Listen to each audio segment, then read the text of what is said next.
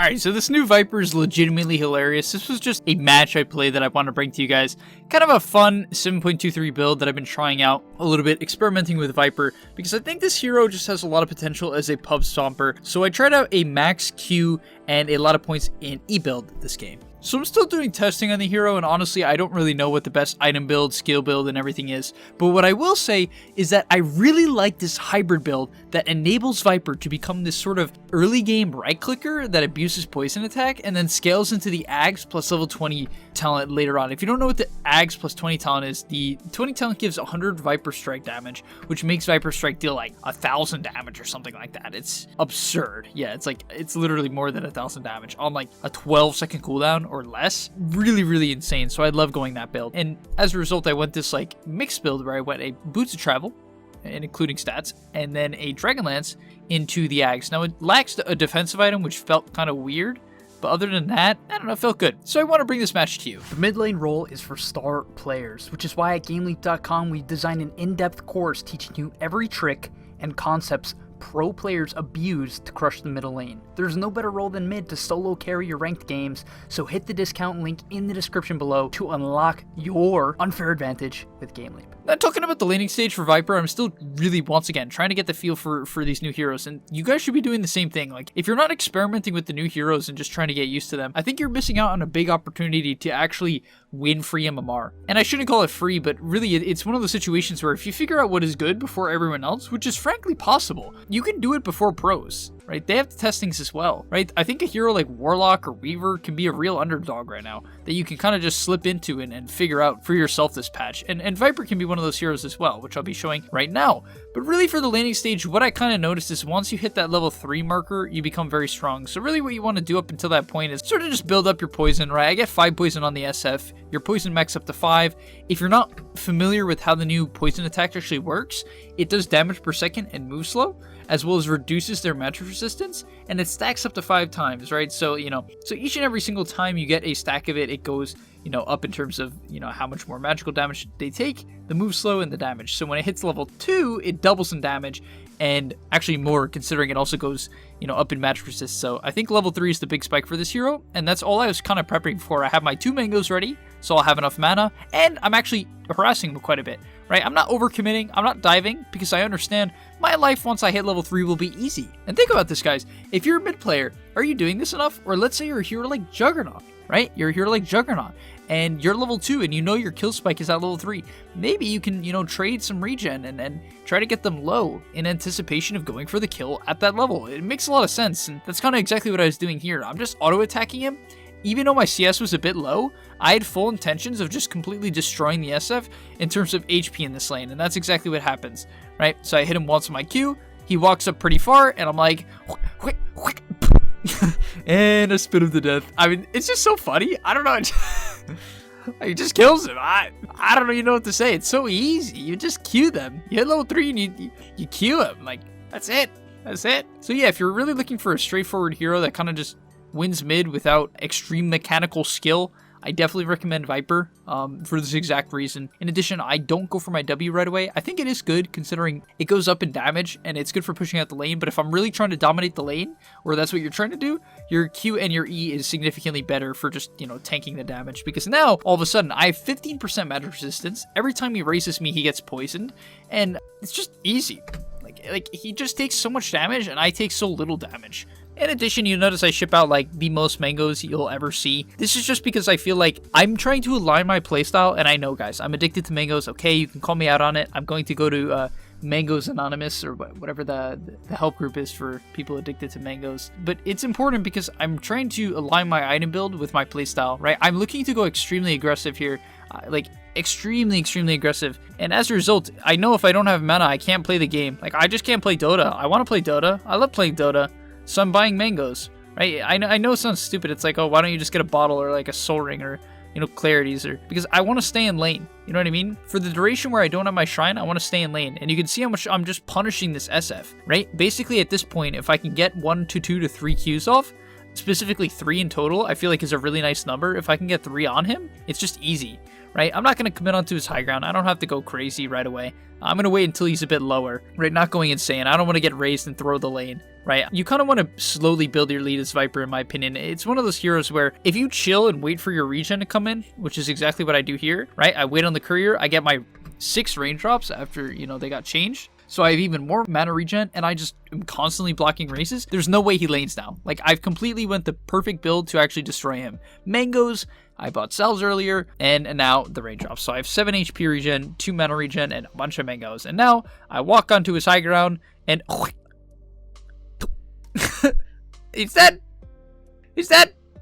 I'm so good. I'm so good. Oh, it's so funny. You really don't have to do anything like special, which is I think the beauty of Viper. Like, if you're one of those players, because I remember the old days, guys, when before Viper even had Nether Toxin, I would pick Viper, and one of the main ways I went from 3k to 5k, I actually was quite a bit of Viper. Not a ton. I'm not gonna say I played like 100 games of Viper. I didn't, but like at least 20 of them, 15 to 20, were me picking Viper and going Hood of Defiance or Blade Mail or Dragonlance and walking into side lanes and auto attacking people. I'm not kidding. I would win my lane because I bought regen and just auto-attacked them with poison attack, and then I'd walk to side lanes with tank items and stats and kick them out of their lanes. And it worked every single time. No joke, people don't know how to deal with it. You just take the lane. After I took mid tower, usually, that was kind of like a landmark for me. I would just sort of just push in mid till I took the tower. And then once I took the tower, I just walk somewhere else and then go ruin their lane. It was so good. And frankly, that playstyle still works, right? That's basically what I wanted to do here. Now, I don't believe I end up taking the SF's mid tower. It's pretty hard for me to do that, as he can just raise in my lane. But really, like, I can just run at this guy. You know, I'm so confident that if they even try to contest me even relatively hard, I can just run them down. So I even buy a ward. Well, actually, I don't buy a ward. I pick up a ward considering they're free. And I'm just running at this guy. Like, look at this guy's game. He has no game. I give him no game. He gets no game, right? I get a game. He gets no game.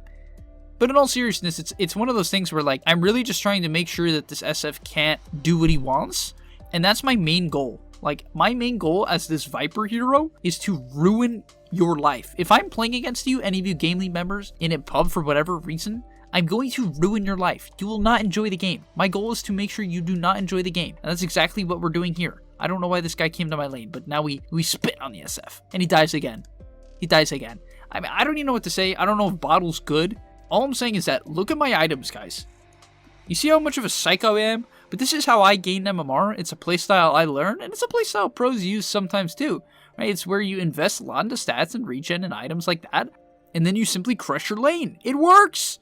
Why am I beating this SF? It's not purely mechanical skill. Like, there's a lot of things I did well, sure. I played around my spikes. You know, I casted my spells, that's great.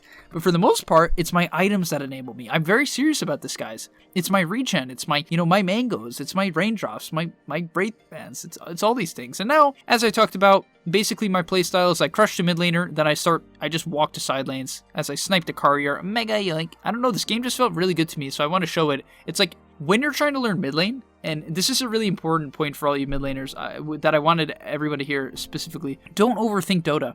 Do you see how I'm not TPing around to side lanes? Do you see how I'm not necessarily, you know, just running around trying to get kill?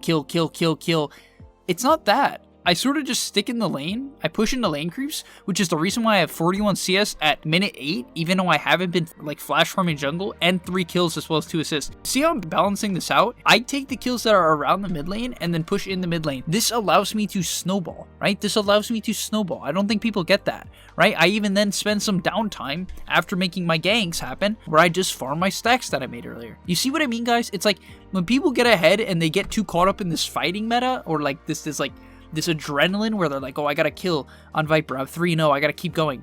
Relax. That's how you throw leads. Relax, right? It's one of those things where it's like, that's how you throw the game. You become predictable. The enemy team's gonna respond. So instead, I become unpredictable, right?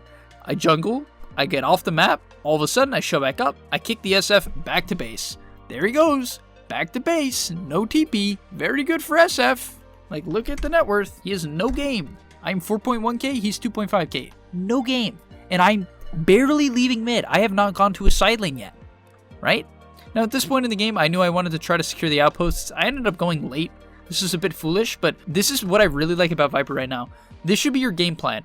Dominate your mid lane. Basically, only take fights around mid lane. Otherwise, you're just pushing in mid and maybe making stacks at max. Like, don't go that hard. But then when the outposts come up, specifically the outposts, get to a side lane. Now, as I said, I was late, right? I admit it. Big noob, all right?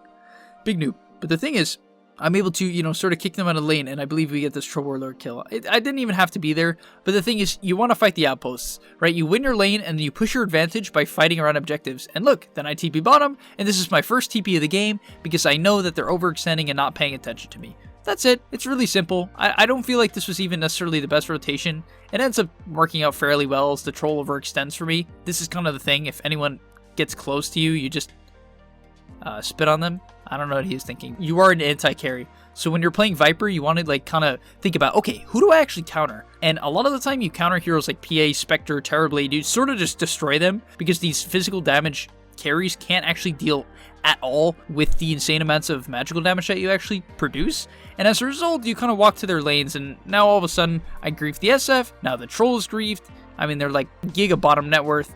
And all of a sudden, I'm not doing anything crazy. It's like, okay, Venom wants to take the lane, that's fine. I'll just take a jungle camp. But I'm being efficient in my downtime, right? It's always like, for me, when I'm playing mid, I'm always looking to get to the next camp or get to the next wave. Even if I'm ganking, I'm always focused on the next wave or the next camp, which I think a lot of players struggle with or don't think about. I think I end up dying in this fight, but I just kind of want to show off sort of why I like this bots build. You don't really need a lot of DPS items to actually deal damage on this current version of Viper, but you can tell I'm just zoning them out of the fight. I'm sort of going in. I wanted to kill that guy. Good swap to actually save him. And yeah, here I believe I get bursted, but you can see how much damage I deal to this SF, right? He's just like legitimately ticking out. Just from 5 poison stacks, he ticks out, right? I mean, that's it. It's so simple. And yes, they kill me, right? They committed a lot for me, and you know, it was kind of a bad fight. We didn't have all of our heroes, and we have a techies, but overall, like, it's just like 5 autos and another Tuxin, and grrr, he's just dead. See ya! Now, just to quickly mention talents, I just want to talk about the level 10 and the level 15. At level 20, as I already said, you take the Viper Strike DPS.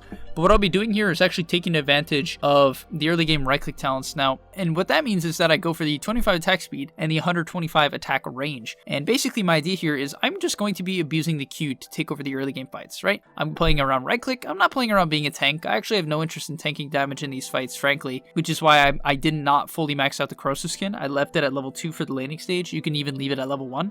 But really, with this attack range plus Dragonlance, my attack range is 575 plus 265, which is what, like 840 something? I'm not doing that math. I'm done with math. But like, look at this bear. This like 2 point something K HP bear is dead. And then like, look how, just simply look at how easy these fights are. All you have to do is stay on the outside. Like, I'm generally playing at max attack range. Obviously, Troll was going to die, so he had to ulti. Now he's dead. And you continue to kite, right? Anyone who walks even close to in just gets poisoned. Oh, Venge! You wanted to walk in? Poison. Actually, where did she juke? Oh, she swapped. And really, I don't even know what to say at this point, but basically using the TP in the bots, you can be everywhere on the map. I even, if we had the outpost in this area, could TP behind them, which would be super convenient, allow me to flank. But really, all you're looking to do at this point on Viper is if they're diving and they're playing aggressive in your side lanes, you TP in, right? So they were very aggressive, so I'm using my bots to TP in. No problem, we get the troll kill. And then in my downtime, I'm farming jungle camps. That's it, guys. Like, make sure you do this, though, when you're playing Viper or any of these, like, ganking-ish heroes, like a Razor or something like that, or even an SF. When you finish your gank and things break down, kill the nearby camps. You have to do this. I know it sounds simple, but people don't do this. Like, even if you're telling yourself, oh, I do this, you actually probably don't.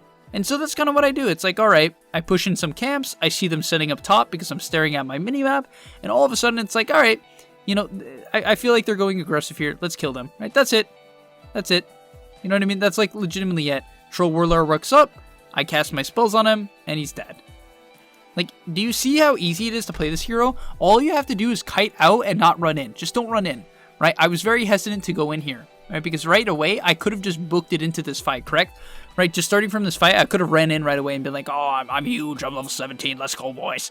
But I didn't do that. I stay on the outside and I make sure that I can, you know, kite out and keep myself alive. Because if you do a ton of damage, you just have to stay alive. You're actually more of a glass cannon with this build. Rather than the typical tanky Viper, you're more of this, like, DPS backliner.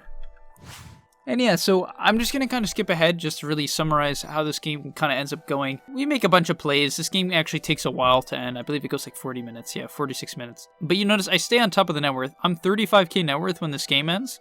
The highest in the game by quite a large margin, right? VIPER is a flash farmer who dominates these early game fights, and I think he's currently one of the best pub heroes if you learn how to play exactly what I'm showing you in this video, right? It's this playstyle of balancing your fighting and farming, and basically the fights you take are either based around outposts in the early game, like if they happen to be shrining near you and you're just in that area, right, you can go take a fight at their shrine, but for the most part it's about pushing in lane creeps, maximizing efficiency in your downtime, and then look, I see someone mid, I go kill. You ulti, with the axe, they die. It's really easy. I mean, look at these fights, because I basically want to end the video with this, like, this Aghanim Scepter, right? Look, SF comes into the fight, I throw another ulti at him, because my ulti is a 10-second cooldown, and it's easy money. It comes up again, and he's dead. Like, it's so easy to play the VIPER. You just stay on the outside, and you cast your spells, right? I even hit him with the all-chat doze, and it's GG. That's it, guys. Now, before we end the video, I just want to quickly, briefly mention the last talents I've taken. I took Nether Toxin Silence. I think this talent is fantastic.